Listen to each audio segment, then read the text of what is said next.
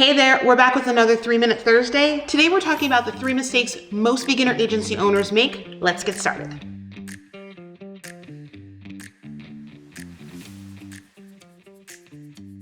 Mistake number 1 is staying as the bottleneck in your agency. What do I mean by that? Well, most agency owners that I see when they first start either working with me or when I first start talking to them, they are still operating as a team and not as an agency. What I mean by that is when you are a team, you are probably still the bottleneck. You are still the person connecting with the client. You're still doing all the client communications, doing the higher level work for the client, and then you pass off some piddly parts to your team members. That is not an agency. An agency model is all about being able to duplicate or replicate yourself and having other people being the primary points of contact for your clients, right?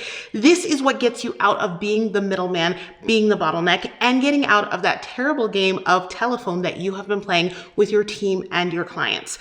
Lots of times this stems from agency owners just being fearful of, is the client going to be mad that you now have other people that are communicating with them?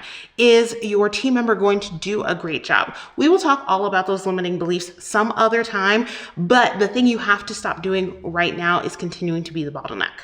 Number 2, starting your agency when you're already at 110% capacity. So if you're already at 110% capacity and now you need to hire team members, now you need to create SOPs, guess what? You're going to want to burn it down.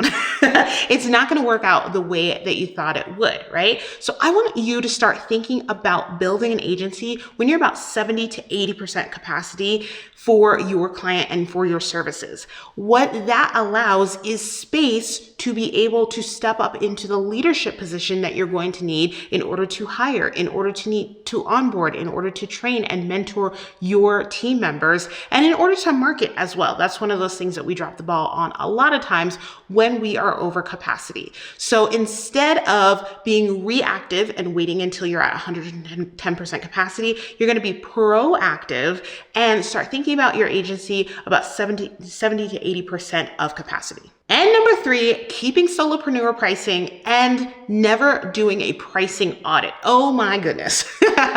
So all of a sudden you build your agency, right? You start hiring people and then you realize, why am I making less rather than more when I can now take on more clients, right? I've heard this story a million times at this point.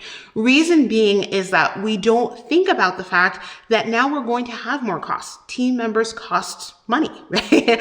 That's just the bottom line of it. And so what you need to do is, as you're thinking about your agency, think in terms of, if I were out of all of the process of delivering this service, who would I need? How long would the average person take? Not maybe you as a superhuman, but the average person take. And what are my other overhead costs? That is the beginning of doing an audit that is going to allow you to price your services in a way that gives you margin and that makes you money instead of costing you money.